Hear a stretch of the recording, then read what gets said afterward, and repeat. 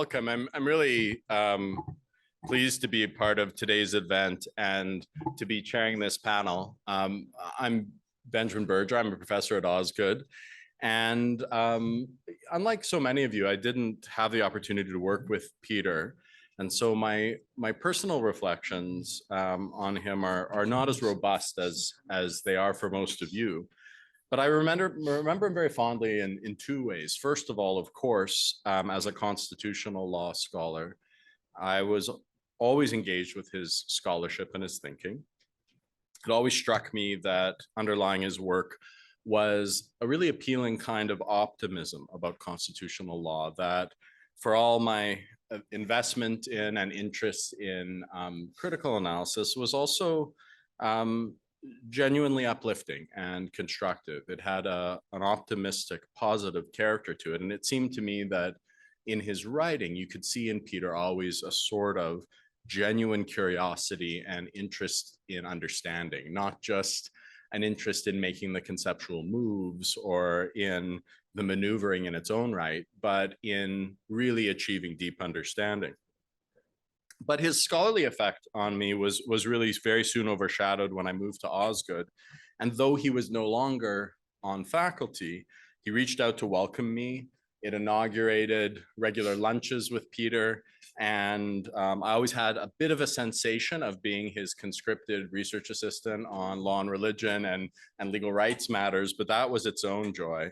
And it was conversations that I very much valued.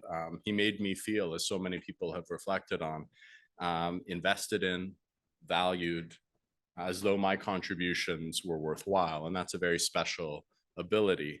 I consider myself very fortunate to have even just a taste of that from my experience of Peter. So I've listened with a great deal of appreciation and care for all of the kindness, generosity, principle you found represented in Peter.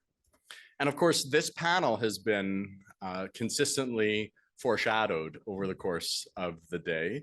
It's convened by our organizers to spend a little bit of time reflecting on Peter's contribution to constitutional thought, reflected in his so-called dialogue theory, which he developed with Alison, who we'll hear from shortly. That was, of course, introduced into our conversation in a 1997 article. And it was an article that was cast, you might recall, as a response to concerns regarding the legitimacy of judicial review. And then a number of questions flowed from that. Was dialogue actually a theory of legitimacy? Is it an explanation by way of mitigation instead on the practical political behaviors that surround judicial review?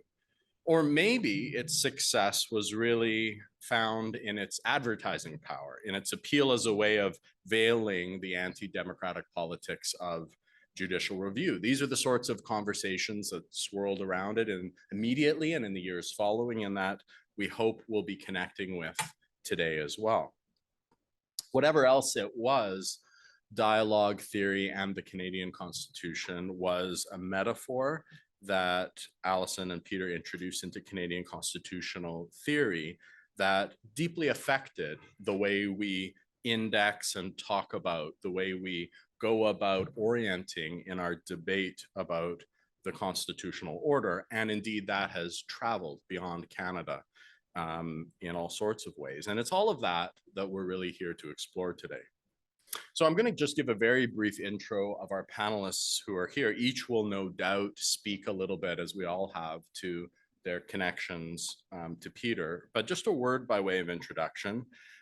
We're going to hear first from Allan Hutchinson, distinguished research professor at Osgoode, fellow of the Royal Society, a prolific, engaging, wonderful legal theorist who's a wonderful colleague, and he's going to be offering some critical perspectives on dialogue theory.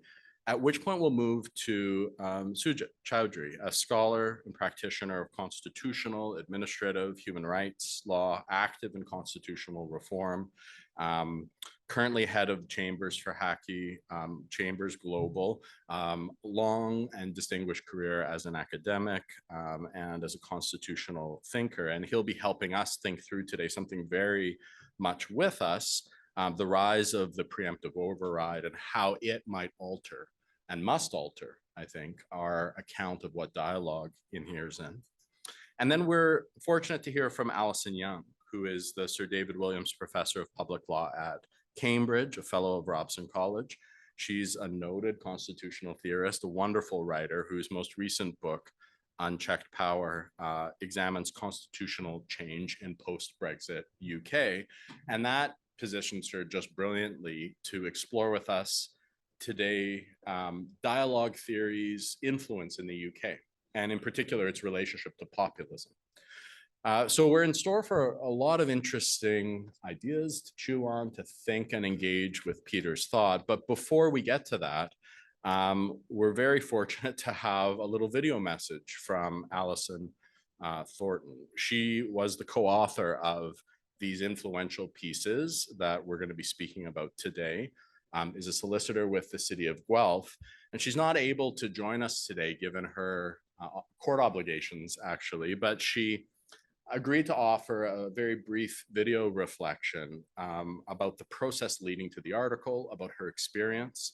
And the thought here is that before we turn to our papers today, we get a chance from Alison to place this story into Peter's life, into his contributions as a teacher, as a mentor, to land this in the personal as well as the academic. And so I'll ask if that video could be shown now, and then we'll turn to our other presenters. To talk about Peter Hogg as my mentor and my co-author of the article. The first thing to know, if you really want to understand how exceptional Peter was as a mentor, is that I was only 23 years old when the Osgoode Law Journal published a charter dialogue between courts and legislatures in 1997. I had worked the previous summer as Peter's research assistant and continued in that position until I graduated in 1998. My research had been to do the legislative sequel exercise, to go into the stacks, because that's how it was then done, and find out what had happened in the cases the Supreme Court of Canada had struck down, or in some cases, exceptional Court of Appeal cases where the same had happened. As I reported back and expressed my enthusiasm for the overwhelming number of cases and provided my insights, an iterative process happened, an exchange between academic and student, which was really encouraging and nourishing and stimulating, and is the reason that to this day, the Constitution of Canada is one of my favorite documents. After a period of a few months, maybe 4 or 5 of those back and forth exchanges, Peter Hogg made a really exceptional request of me, and that was to put my name on the paper, not as a footnote, as I think many lawyers and academics would do for a student who had made contributions of research and insights, but actually as a co-author. And I knew then it was a big deal, but I didn't know that actually the paper itself would make it almost difficult to give up my maiden name when I got married in 1998, because the paper had gained so much fame. And that's not really about me, that's about Peter, because it's a really exceptional and wonderful thing to have someone who is willing to collaborate despite the enormous gap in experience and academic achievement that existed and still exists between Peter Hogg and myself. But that's who he was. And in fact, the Charter Dialogue article was not the only exceptional experience I got to have as Peter's research assistant. He also, on my very first day, starting as his research assistant at Osgoode, had just completed arguments before the Ontario Court of Appeal in a case called Re-Urig. It was a case, it was a challenge to the ad valorem probate fees, which the province had levied against estates.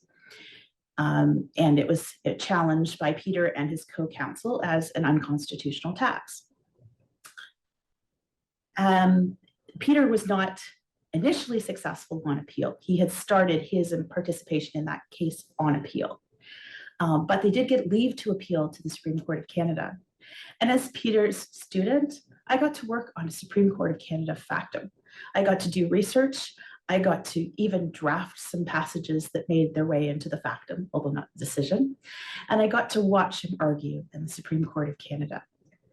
I am now a litigator. I have now been at this for about 26 years. And although I followed a different path than did Peter, he is very much the reason for what I've pursued in law.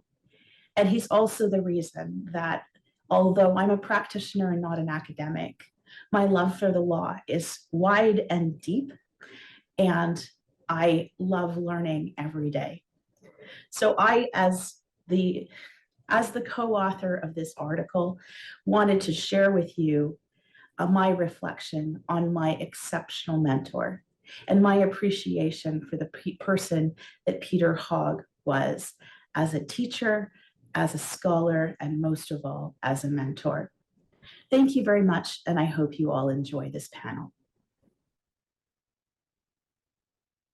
Special way to start off this panel, and anticipates good things to come. And we'll turn first, Hutch, over to you for the first set of remarks.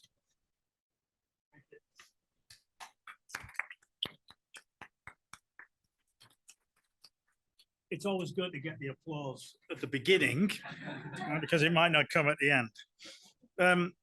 My mother always told me, as I'm sure most people's mothers do, if you can't say something nice about someone, don't say anything. Now, I've ignored that throughout my career. In fact, I've made a career out of that. I've tried to say, if you can't say things, not nice things about someone, you can at least try and say them nicely. And so I want to continue with that. And I want to use as a kind of authority for that, Peter Hogg. Peter Hogg and I had a good relationship. I wouldn't say we were close friends, but we were very friendly. And I think that was built on a certain respect. I had great respect for what he did, and he showed in his support for me, I think, respect for what I did. He didn't agree with most things that I did, and I returned that compliment as regards himself. But I want to pick up what former colleague, friend, Lon Solson said, that Peter was committed to an Osgoode tradition of critical engagement.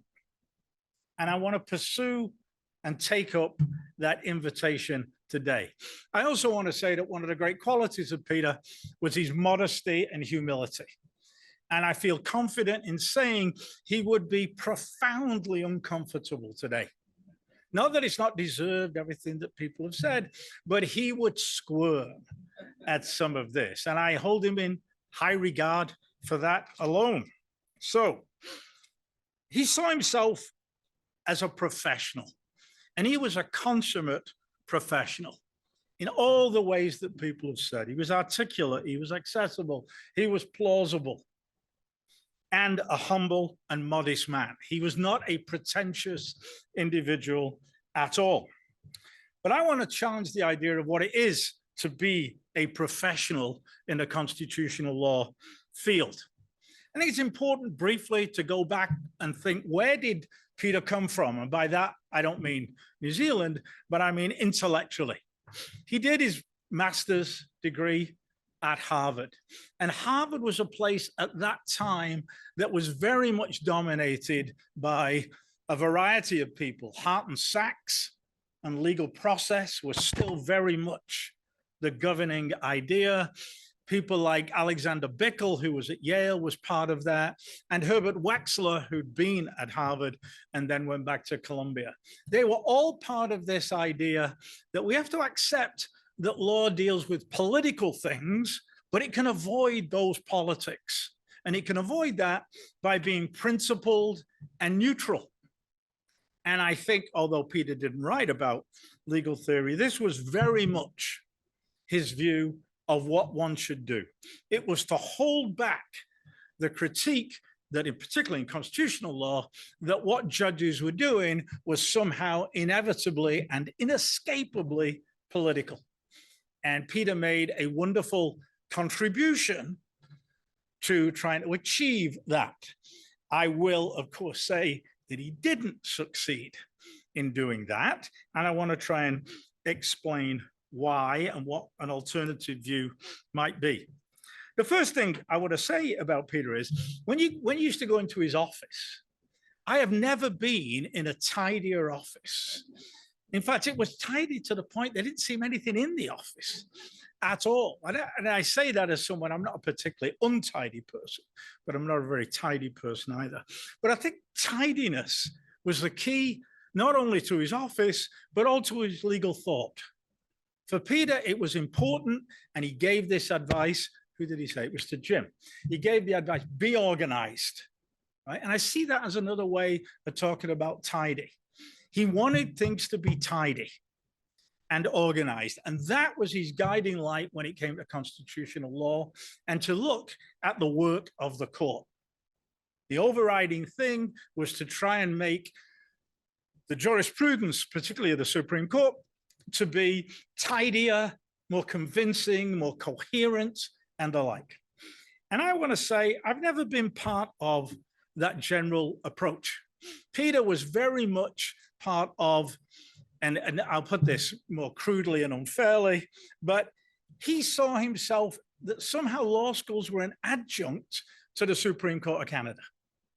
That part of the role of the academic was to help the court do a better job of what they were doing. This is not a bad thing to do. There's a certain nobility to this, but I've always rankled against that. I think we sacrifice a great deal if we see that as our primary role.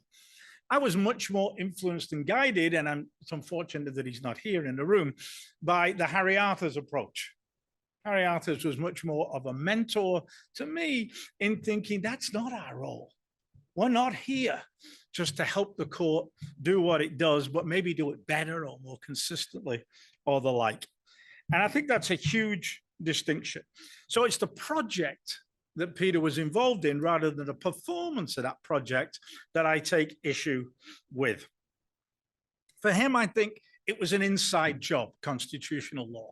It was very much about trying to understand what the court were doing in terms of what they'd done in the past and in terms of, and I think Patrick could put up a PowerPoint slide talking about principles, talking about being normative. And I think that was right, but I think he sacrificed a lot for what I've called tidiness. Because I think in many ways, to represent law as a tidy process is extremely problematic. To me, law's messy, it's fuzzy, it's shifting, and it's about contested values. And it's not easy to be tidy about those contested values. And so, although as someone who's taught constitutional law, I would go to Hogg, the book, to look at and inform myself about certain obscure doctrines of federalism, but I always felt that the strength of Peter's work was also a little bit of its weakness, which was it all sounded so simple and straightforward. And when you push that, I don't think it was. I don't think that's a failing of Peter that it wasn't like that, but I think the court's jurisprudence and constitutional law is much more contestable, and that although it might give the surface appearance of tidiness and organization, there were very deep and contesting currents at work. And I think, as Ben said in his introduction, that in many ways, I'm one of those who thinks dialogue theory was a legitimating device. That was what its ambition was. The court was struggling because I find it incredibly off-putting when you just look at yourself on the screen. Whoa, pardon? Oh, yep, please turn that off. You can keep it on these, but turn that off. Sorry. But it was legitimacy. It was basic. The dialogue theory was kind of not saving the court. It was sort of throwing in the towel. and say, well, of course we're political. But the way to explain that is to say we're involved in a dialogue. We're involved in a dialogue with legislators and the executive. Now, I've never really understood whether this theory was supposed to be a genuine descriptive account of what was going on, or whether it was meant to be a metaphor. Let's think about what they do as if it was a dialogue. So as an actual kind of descriptive event, it's very hard to describe what happens between the court and the other branches of government as being about dialogue, when most of the participants don't think of themselves as being involved in any kind of dialogue at all. And that to me has always been extremely problematic about that. It also, the dialogue takes place in a very rarefied discourse, which of course is dictated by the court. The court says you can have an exchange with us, but you got to do it on our terms. We don't have to do it on your terms. And that to me is problematic. As a metaphor, one of the things I've always thought, and I borrow this from what used to be my colleague and also Peter's colleague, Andrew Petter, is this idea in a dialogue, it's pretty clear what the legitimacy of the contribution is from the executive and the legislators. They have some kind of democratic mandate. What on earth is the mandate of the court? It must have something to do with the fact that doing law is separate from doing politics. And I think most of my work has been an attempt to try and show that despite the efforts of the court, despite the efforts of gifted academics like Peter Hogg, that in fact, that's not a convincing thing to do. If it is a dialogue, it is a faux dialogue. It's simply, in a way, as I said, it sort of throws in the towel and says, yeah, the court are doing politics, but we can try and legitimate it by seeing it as part of not just any dialogue, but a democratic dialogue. So for me, I find Peter's work to be extremely helpful. I want to know what's the general currents that are going on in the Supreme Court. I say that that's the place to go. His gift of clarity, right, is something that we've all benefited from, including his critics. But the difficulty is, and I want to put this in terms of his brilliant legacy. I'm not here to challenge that legacy. And it's pretty clear of the love for Peter as an individual, but also as a scholar, is I want to say the thing about brilliance is that while it can illuminate, it can also blind people. And I think sometimes we need to be aware that in talking about law, maybe, just maybe, Peter was a little too tidy, a little too neat, a little too technical, and a little too simple. Maybe that's a gift we all should have, but I think it also comes with its challenges and its problems. Thank you.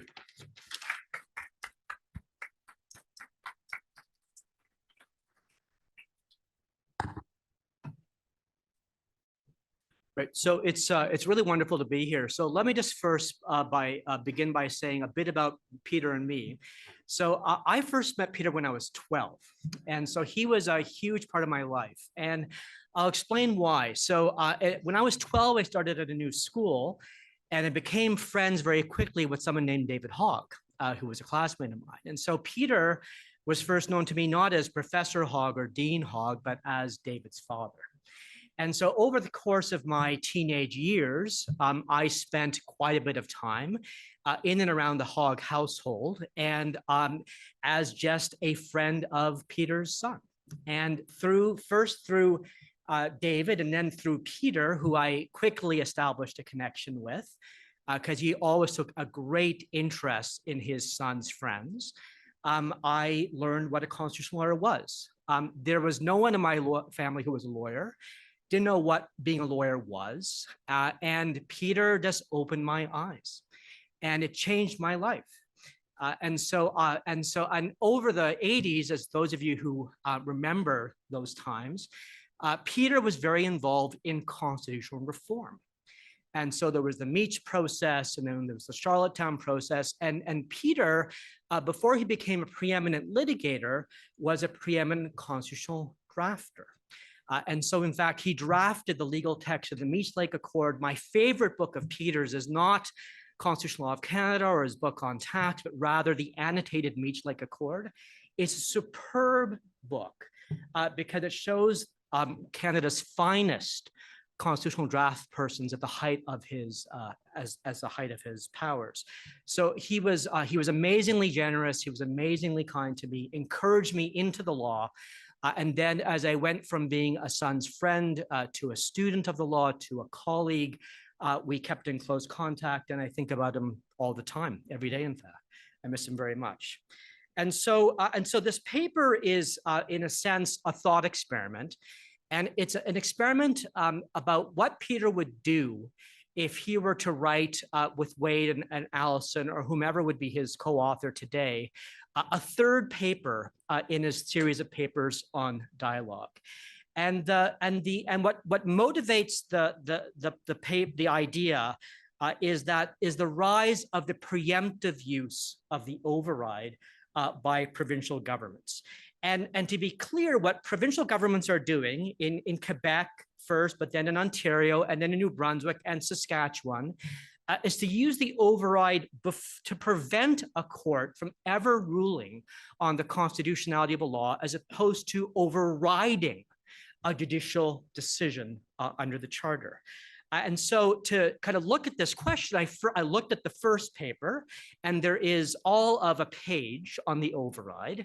And what Peter says is that the override wasn't central to his reconstructive account with Allison of Canadian constitutional practice, because it had fallen into disuse in the wake of it becoming the third rail of Canadian constitutional politics in the debacle of Ford and Bill 178. We all remember that, or some of us do. And then in the second piece, Peter talked a bit more about the override with Allison and Wade. And what he said there is that the override should be used to override a judicial decision. And the terminology or the label as notwithstanding was unfortunate, because it says it kind of blinded us to that institutional practice that was presupposed by the adoption of the override. Of course, that's not what's happened, right? What's happened is that we have the increasing use of the override in almost a casual way in response to majoritarian politics, and not in response to prolonged Lochner era type conflict between courts and legislatures. And so the question is, what would Peter write today? What would Peter say about the override and dialogue theory? How would he rehabilitate or reestablish dialogue theory? And I think the answer would be not in constitutional interpretation, although I think the Bill 21 case is a momentous occasion to think about whether there are constraints on the override, but rather the answer might be in constitutional design. And so there is a three-part constitutional package that I'd propose that would have the following elements. The first is to prevent the preemptive use of the notwithstanding clause by preventing its use until after rights of appeal had been exhausted. The second is a supermajority requirement, 60% or 2/3 for the use of the clause. And third is to entrench with manner and form requirements the same heightened majority to modify those procedures. This constitutional package has three goals. The first is to increase the political costs of using the notwithstanding clause by forcing governments to confront a judgment finding the law unconstitutional. The second is to require a political consensus to use the clause by necessitating opposition cooperation. And the third is to entrench this framework from repeal by a simple legislative majority. Now, the twist is how to do this. It is not to amend the charter through the 750 formula. Rather, we should abandon the idea for any time of a uniform national solution. We should instead consider an asymmetric solution. And the asymmetric solution would consist of amending the rules governing the legislative process in the Constitution Act 1867 and in provincial constitutions. The federal and provincial governments can separately enact these changes through unilateral constitutional amendments under sections 44 and 45 of the Constitution Act. So let me describe the problem and then the solution in a bit more depth. So Parliament, so for many, many years, we assumed that public support would deter governments from using the override routinely. Parliaments never used it. Most provinces for many years never did. The exceptions were Quebec, of course, and many will remember Saskatchewan did in the 1980s. But the provinces have increasingly turned to the preemptive use of the override, and I would say at an accelerating pace. And so in 2019, there was Bill 21 in Quebec. In 2022, there was Bill 96. In 2018, Ontario threatened to use the override in respect of reducing the size of Toronto City Council. In 2019, New Brunswick used the override for legislation on mandatory immunization. In 2021, Ontario used the clause in legislation limiting third-party political advertising. In 2022, Ontario used the clause again to impose a labor settlement on education workers, although a week later repealed that legislation. And then in 2023, as we know, Saskatchewan passed legislation invoking the clause on the issue of parental consent regarding gender identity of their children in school. This has all happened while public support for the charter is very high. In 2022, 78% of Canadians saw the charter as very important. 71% said the Supreme Court, not Parliament or a provincial legislature, should have the last word on the charter. 54% opposed the very idea of an override, although 41% said they supported it. But the strong support has been inadequate to its defense. And so there is a fear, and I think it is increasingly a credible fear, that the charter could, over time, become vulnerable to being buffeted by majoritarian sentiments through its preemptive use by governments, not in response to a considered judicial judgment.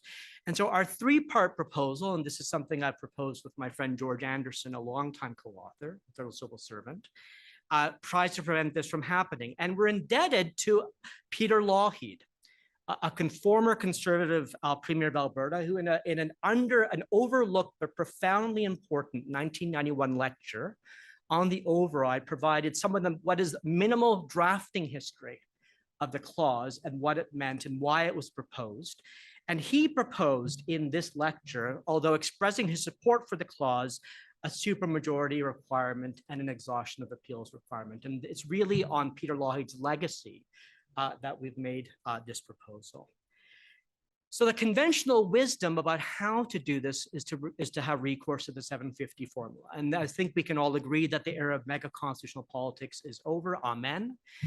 That is not really where we are in our national constitutional discourse, and the Regional Veto Act of 1996 had made the 750 clause even more inaccessible than it had been before. But the alternative is that the federal parliament has a unilateral power to amend the rules governing the legislative process under Section 44 of the Constitution Act, subject, of course, to Sections 41 and 42. And there is a parallel provincial power under Section 45.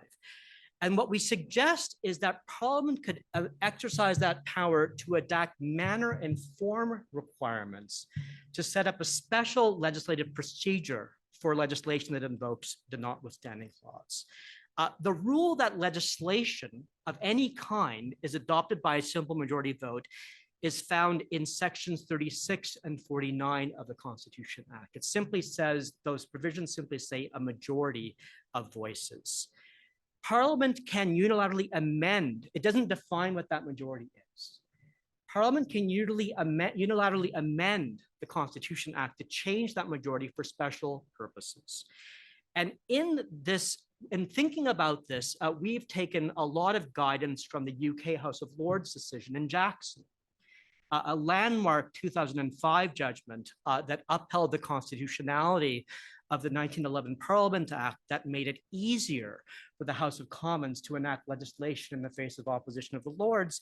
And what two judges in that judgment said, Baroness Hale and Lord Stain, is that in addition to having the power to redefine the rules of the legislative process downward to make legislation easier to enact, they can also redefine it upward.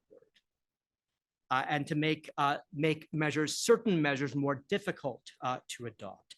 And I'm seeing here Justice Karakatsanis, but I would also argue that her dicta in the Mikisew Cree 2 case, as well as the dicta of Justices Rowe and Nabella, opened the door to thinking about manner and form requirements in the Canadian constitutional context in the same way.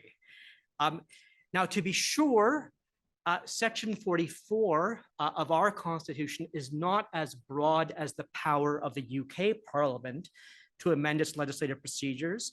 It's subject to Sections 41 and 42. It's subject to the federal character of Canada. I would also argue it's subject to the unwritten constitutional principle of democracy that might set limits on the degree of supermajority that would be required. And in that sense, there are elements, I think, of a basic structure doctrine lurking in the Senate reference that can be mobilized here. But nonetheless, the 60% majority requirement, we think, or a 2/3 majority requirement would easily pass muster under this procedure.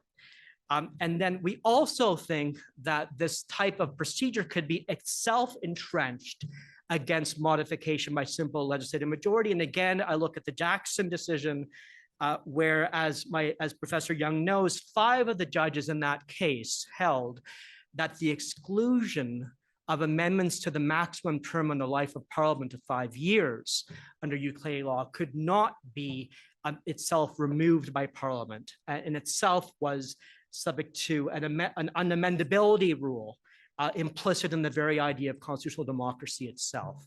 And I think that that kind of bootstrapping is very much available in Canada, and I also Section 41 of our Constitution, Act 82, does that already. And so by conclusion, let me say that that asymmetry is a pragmatic alternative to the status quo in the face of the impracticality of a 750 amendment in order to rehabilitate and restore dialogue for the era of the preemptive override. The Charter is too important, I think Peter would agree, to see its gradual erosion through its premature and ill-considered use in response to majoritarian settlement. As we know, the Bill 21 case is pending before the Quebec Court of Appeal. It's been on reserve for 13 months, 14 months. We hope it'll come down any day. An appeal to the Supreme Court is inevitable. The federal government will have to determine its position in that appeal. But in addition to whatever it does in court, there is an opportunity here for the federal government to lead by example by enacting self-binding constraints on the use of the override itself at the federal level, and to encourage other governments to follow its model. And the benefit of doing so would be irrespective of what the fate of Bill 21 is in court. It would prompt a badly needed political debate in this country on the preemptive use of the Charter, and that issue would finally get the national attention it deserves. Thank you.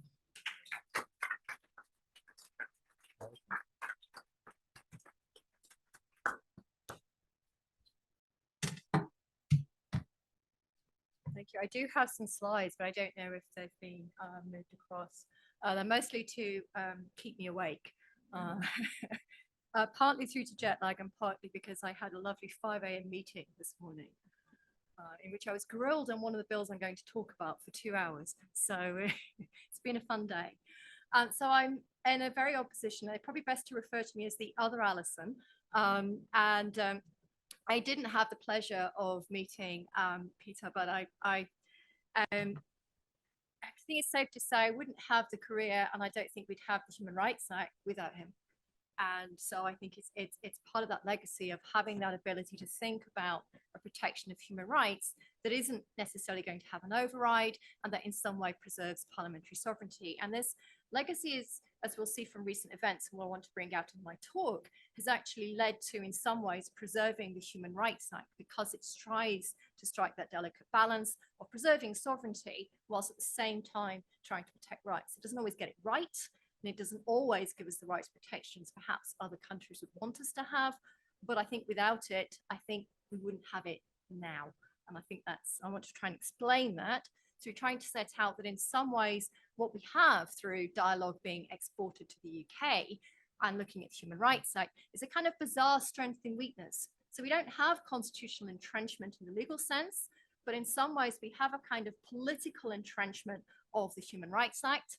But nevertheless, I want to point out some aspects of what I think are misuse of dialogue in the UK Constitution, particularly in the context of populism and where this might be going in the UK and why this has posed particular problems in the UK. So, gone too far there. So I want to try first to set this up by giving you a kind of crash course, a kind of HRA 101 for those of you who aren't used to how the Human Rights Act works, so you can understand the context of my argument. So the Human Rights Act does not allow the Supreme Court to strike down legislation that breaches convention rights. Instead, it spends most of its time relying on a combination of Section 3, which is interpretation. So the courts have to read legislation so far as it is possible to do so in a manner compatible with convention rights. If they can't do that, they can issue a declaration of incompatibility, which is a bit like saying a badge saying, I'm a really bad law, I don't comply with convention rights, but I'm still in force, you can still rely on me, and I'm still there in the statute books, and as far as everyone is concerned, I'm still law. We combine this with an ability of saying it's unlawful for public bodies. So admin law is very strong. If an administrative body breaches convention rights, that can be struck down. And a lot of the way in which our protection works is because we have the backdrop of the European Court of Human Rights. If you fail in the UK, you can go to Strasbourg. It can sometimes even impose interim injunctions to stop you doing things like putting you on a plane to Rwanda, which could be quite useful. So we do have this backdrop of the European Court of Human Rights that can help reinforce things, even if the court can't strike it down. And we combine this with political engagement. So we have Section 19, which is a statement that has to be made that either legislation is compatible with convention rights or it isn't, but we're going to make it anyway. And we have the role of the Joint Committee of Human Rights, which scrutinizes legislative provisions, brings the attention of convention rights breaches to parliaments. It's very much trying to tread this line of we don't strike down, we have a political protection. So it's trying to get this element of dialogue and balance the different roles. And I tend to call it interinstitutional interactions. So I don't like dialogue either. So we'll perhaps have a discussion later about why the metaphor doesn't necessarily work. So what I want to set out is that I think that we have a human rights that's become politically, constitutionally entrenched. And part of the reason for that is because it preserves parliamentary sovereignty. And I want to explain this by setting out the failure of the Bill of Rights Bill 2022, as well as showing you just how far the UK government does respond to declarations of incompatibility, whilst at the same time recognising the danger that there's been a lot of political posturing at the moment, that it should stop continuing to do so, and we should leave the ECHR. So the Bill of Rights Bill 2022 was a piece of legislation that didn't get very far. It was a Conservative manifesto commitment. This was following an independent Human Rights Act review and a government consultation on the modern Bill of Rights, in which most of the consultation said, please keep the Human Rights Act, we quite like it. And the government turned around and said, thank you very much for your view, but we're going to get rid of it anyway.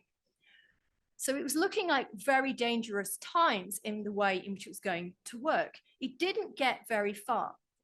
And a lot of reasons because of this was partly because it was a personal pet project of one particular Lord Chancellor, Dominic Raab, who then had to resign following proof of bullying. And so therefore that it kind of disappeared because the person pushing it wasn't there.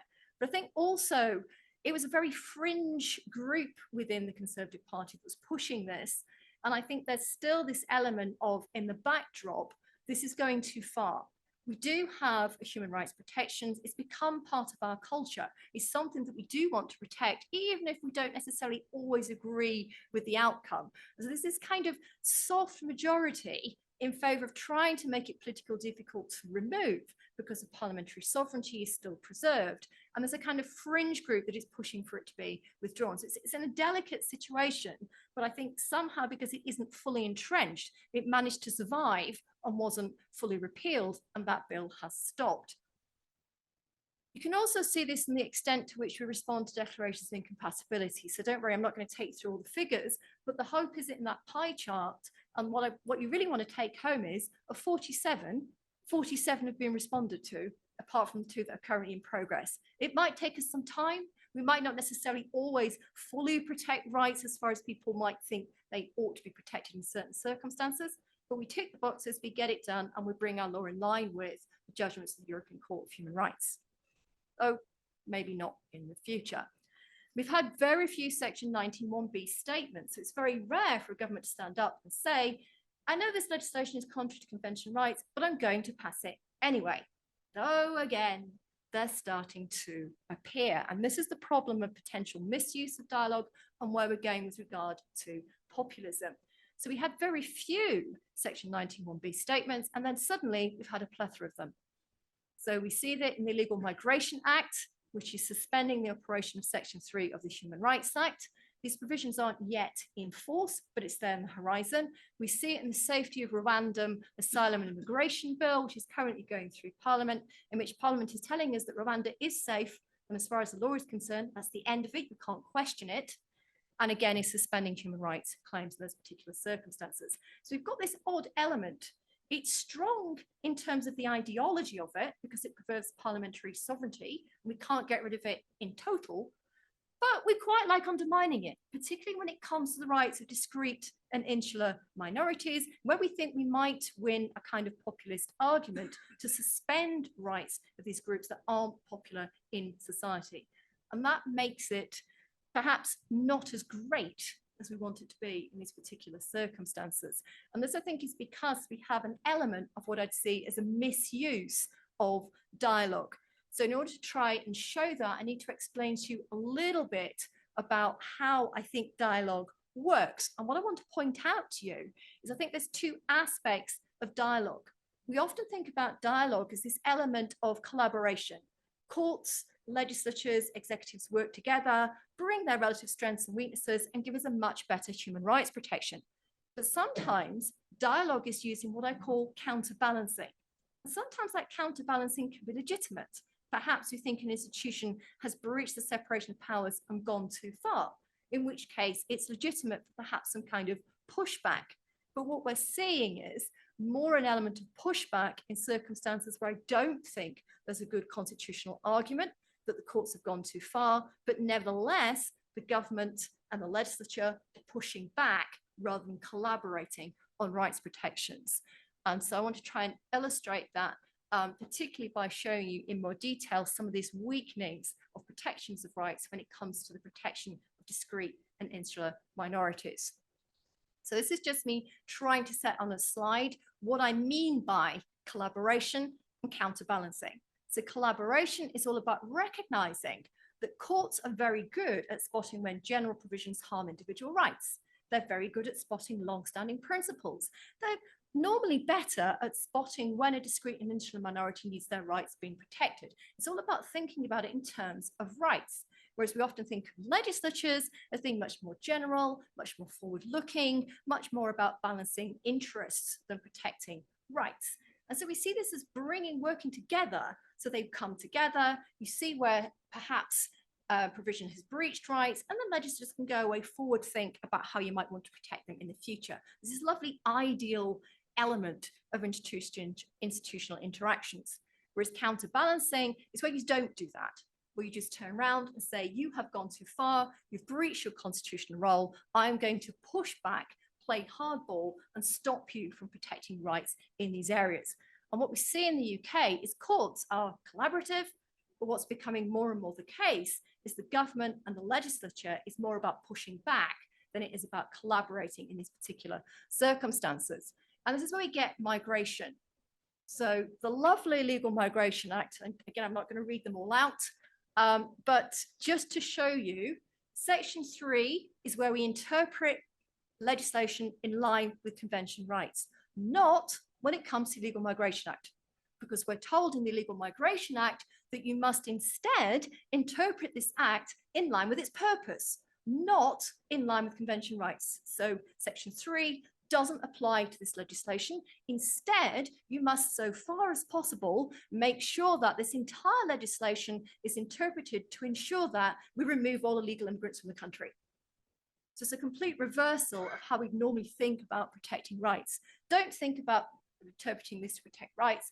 Think about interpreting this to ignore rights and make sure these illegal immigrants are removed from the country. This is now on the statute book. It's not yet enforced, but it's there. Not only that, we have a suspension of human rights claims. If you want to say, please don't send me back to a third country because I'm a genuine asylum seeker and I can be protected in international law and I can be protected on human rights, you can still make that argument, but not in the UK and not in UK courts. You make that from abroad. You make your case there, and then if you win, maybe you can come back. But you cannot use human rights claims or protection claims as a reason to prevent your deportation from the country. Again, not yet in force. Why? Because we've got nowhere to send them to, but it's still on the statute book, and there'll be a possibility of coming into force in the future. The UK Supreme Court pushed back.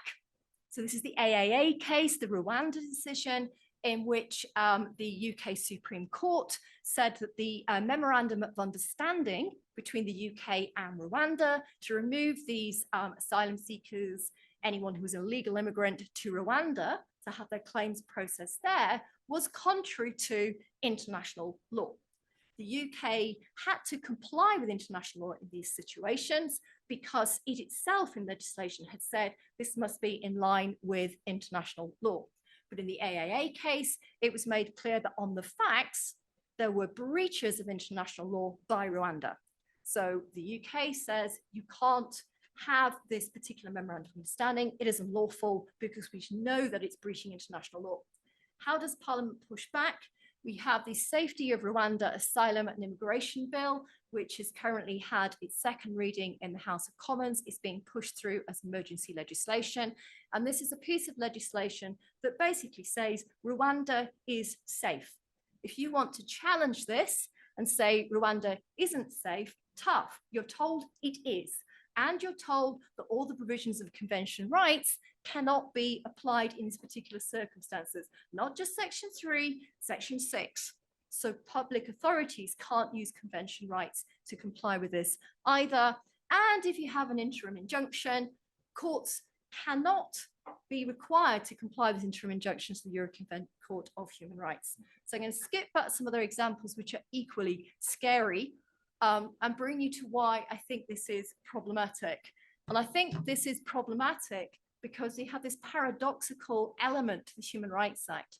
On the one hand, its strength and its constitutional entrenchment is because it preserves parliamentary sovereignty and allows these interinstitutional interactions that we don't see it as too great a threat, and so we preserve it writ large. But what we're doing instead is slowly eroding it, particularly in areas where there are discrete and insular minorities, by not playing the collaboration game and instead playing the counterbalancing game, seeing the courts as pushing too far, pushing back. Why? Because we know that succeeds in a situation where you're moving towards populism and you can appeal to what you think might appeal to majority electorate, so whether it does or not is up for grabs. Play this kind of element of punishing prisoners, punishing asylum seekers, and use that to gain political points. And that's some of the weaknesses. And unless we take a step back and understand how dialogue is meant to work, then this wonderful legacy might disappear. Thank you very much for listening.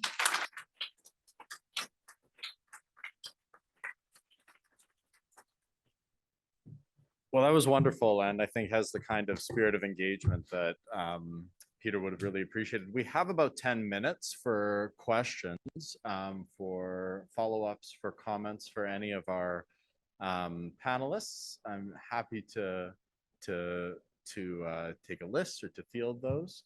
I think we have until 3:30, and then just a little bit of a break for before our final panel. So while people are thinking, I'll just put out a question or two, and I wanted to start, Sujit, with you. If you could just, perhaps for me, close the loop on the beginning a little bit, because I know you're a bit rushed for time at the end. And to return to the question that you began with, what would have happened with dialogue theory and its construction if the political facts were as they are today? So we got to your proposal, but I wonder if you might reflect back on, does that make out, in essence, the theory in 1997 and its follow-up in that sense, from the beginning in need of reconstruction, or something that you think would simply be evolved at this stage? No, look, I think, I think one of the great merits of the dialogue article, which I think we all would agree is probably the most widely read article in Canadian public law. I mean, it's when I went onto the Osgoode Hall Law Journal website last night to look at it, and I've taught it for so many years. I've read it so many times. It's been downloaded 18,000 times from that website alone, and so that's an undercount, I think, of how many times it's been downloaded from elsewhere. So I think that the article has to be read in its political context. Okay, and so when the article came out, it was a response, along with Kent Roach, who was a very big part of the story, to a right-wing critique of Supreme Court of alleged activism, particularly in the criminal justice context, but not exclusively so. And there was, and that was a critique that had existed in the critical literature for a long time, but which had gotten political airtime through the Reform Party. And it was becoming kind of a tool of political mobilization. And so Peter's intervention, and Kent's as well, was basically said to bring some empirical discipline to this debate about the judicial role. And what they basically, the both of them said, is that, listen, putting the override to one side, because judicial supremacy is not judicial domination in Canadian constitutional practice, and in fact, there's lots of iteration, lots of back and forth, and so let's have a discussion based on the facts. So I think the theory, as it was an inductive theory, meant to fit the facts of Canadian constitutional practice 1.5 decades after the enactment of the Charter. In that sense, it was a brilliant intervention, and it wasn't just a scholarly intervention; it was a political intervention. And I think it profoundly reconfigured debates about the court for the next decade. I mean, we talked about Vrind kind of embracing the metaphor and the framework, and it's been very, very important and very useful. I tend to think it's been a bit overused. I mean, once it means everything, it means nothing, right? And so I think but nonetheless, I think that's what it was. So I don't think there's any reason to critique the theory based on what's happened. I think Peter would have had to respond to a different problem then, right? If he'd written back then about this. And so the historical counterfactual is, suppose after the override, for Bill 178 in Quebec expired in 1993, it was reenacted. And then Peter had written the article. Then Peter couldn't have just kind of said, well, the override doesn't matter. He would have actually had to reckon with it. And I think he would have had to write a very different piece. And so this, in a sense, writing kind of this kind of intervention, in a sense, is trying to think about what he would say, given the kind of person he was. And I think that although he was a believer in restraint, he nonetheless was committed to the rights of the project of a rights protecting constitution enforced by courts. And I think he came to embrace that more fully over the course of his career. And I think this would trouble him. And the way he fixates on the use of the word, the unfortunate use of the term notwithstanding in the section 33, as opposed to the use of the word override in his response to Jeremy Waldron's research, I think reflects what he would be saying today. And maybe not exactly what I'm proposing, but something in those lines. Really interesting. I think the question about the extent to which it fit the facts is maybe one of the axes of debate between those more critical of the theory originally and earlier on. So was the emergence in the years that followed evidence that it didn't ever really fit the facts, or evidence that the facts shifted? Very interesting. Marika. Hi, I'm Marika Giles Sampson. I have a question, but it would be also along the same lines and to Sujit. So if somebody has a question for one of the other panelists, I'm happy to turn the microphone over. We've got you, and then Bruce and Jim, and we have one online. So why don't you just offer your question and I'll take care of the rest. Okay? So absolutely, it's not, you're the chair.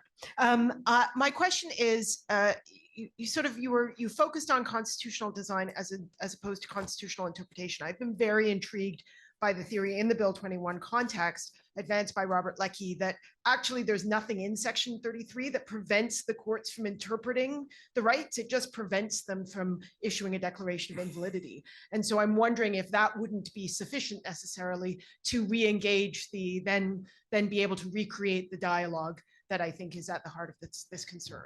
Right. I think the difference, though, is where the burden of legislative inertia lies, right? I mean, I think the whole idea behind the override, Section 33 as override is that the law's been struck down and the legislature has to mobilize a new political coalition around reenacting it. I think Robert's theory is very admirable. And I think it's consistent with the text, but I don't think it does the political work that hard restraints on the preemptive use of the override would. I do think in the Bill 21 case, there are lots of interesting questions about whether there are implicit substantive constraints on the override, notwithstanding the City of Toronto case, where I think there was unfortunate obiter on that point. We do have one question online, which I'll put out there alongside Bruce's. The question online was for you, Alison, whether or not you have any predictions about the fate of the legislation in the UK. So that was out there, but Bruce, why don't you add to that a question of your own? Sure, thanks very much, Ben.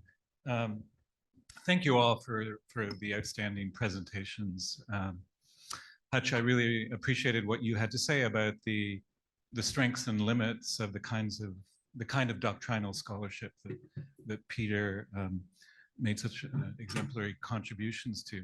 I just wanted to add as a counterpoint to that analysis of his work, the ways in which, in particular, the 1977 first edition was so innovative in the field. And it's true that much of it was focused on doctrine related to the interpretation of the division of powers, but that was only half the book.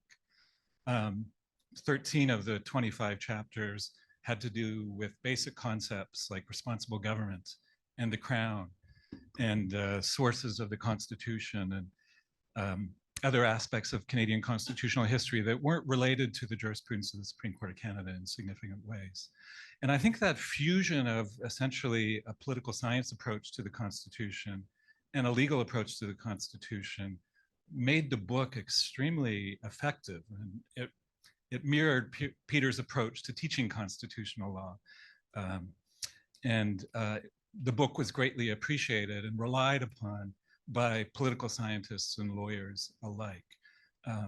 So I just wanted to offer that. I think it's an important counterpoint to how we go about assessing Peter's work, because it wasn't all focused on doctrinal scholarship. So Alison, Hutch, I don't know if either of you have responses to the two things on the table, but after that, I think we'll have time for maybe one more, and Jim will let you finish up. Quickly, one of the things I would say is my sense, and it's a sense, you read a lot of Peter's work, is that the Constitution was a thing. And I've always seen it more as a process. It's a work in progress.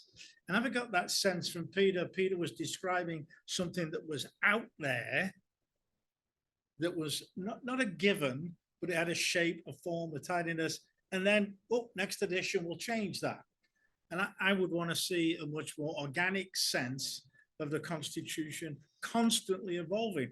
After all, our primary trope in Canadian constitutional law is the living tree, which I think he would clearly recognize, but I'm not so sure he followed through on as much as he might. Briefly in terms of scholarship, because I don't necessarily want to commit myself to a full prediction, and I'm desperately trying to avoid that. I tend to kind of see that I don't think you can do constitutional scholarship that's just legal without also understanding political context and how the political rules work. And I think in particular, I teach a course in the UK looking at legislation, which deliberately takes a step back to think about not just what the courts do, but how legislatures work, how the government influences legislatures, how government in practice responds to what's going on, and also sometimes the role of the law officers and the role of drafters. So and I think the Constitution has to take all those into account. That doesn't necessarily mean to say it's necessarily tidy and not messy, but I do think you can't fully divorce constitutional law from politics. And for me, one of the main appeals of dialogue is it's not trying to do that. It's trying to recognize the two interact. And so in that sense, I kind of think this element of interaction shows that it's not just all neat and tidy and legal. In terms of the prediction, I really don't want to answer this.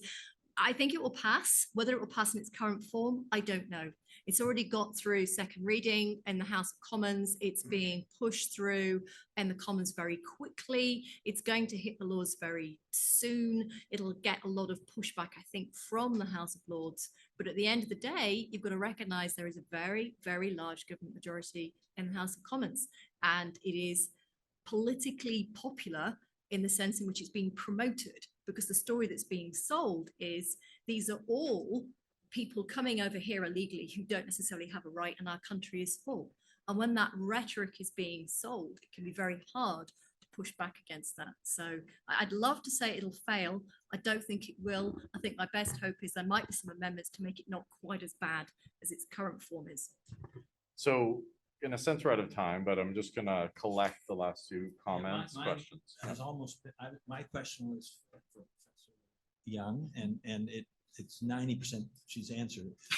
I just when I saw those two pieces of legislation up there, I thought to myself, imagine in Canada, our government passing a law that says Americans who in the dead of winter try to come up here to Quebec to get out of the United States, or to come even further, South America.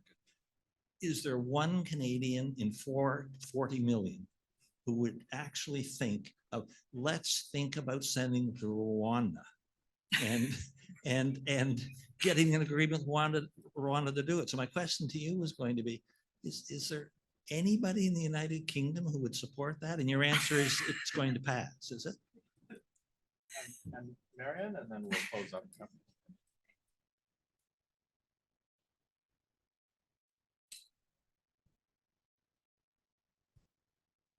Oh, here we go.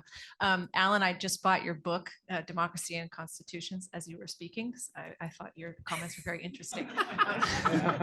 Alison and Sujit, as you were each talking, it struck me afterwards, Sujit, you're talking about the rise in the use of Section 33 preemptively. Alison, you talked about Section 19(1)B statements, which I have to say I'm not familiar with, but you've heard each other speak. Is there something in common going on? Yeah, very much. Yeah. Thank you. So I guess the quick answer to the question is most of the electorate haven't been necessarily know this is what's happening. So what is sold to them is we're full, we can't take any more of these people, so we need to do something to deal with it. And the rhetoric is taking over the reality. So I sadly, I'm afraid there are enough people who think we can't cope. This is the only solution. It's all meant to be sending the message that don't come to Britain because we won't let you in, so go somewhere else. And whether that will work or not, I don't know, but my fear is it will pass, I'm sorry. But I don't necessarily think that's because that's what the electorate thinks. Yes, there's a very close connection between Section 19(1)B and Section 33, the difference being that obviously it doesn't matter whether you say notwithstanding or not in the UK, because of course you can legislate contrary to convention rights, because all you can do is have a court saying, sorry, this is incompatible, go to Strasbourg and see what happens. The worrying thing is the Safety of Rwanda bill. It literally has notwithstanding in it, in a context where you can't have a strike down. So you can't have a strike down, and you can also have a notwithstanding clause, and that I think is quite worrying. Well, everyone, want to thank you so much for attending, but principally want to thank our wonderful panelists for a great session.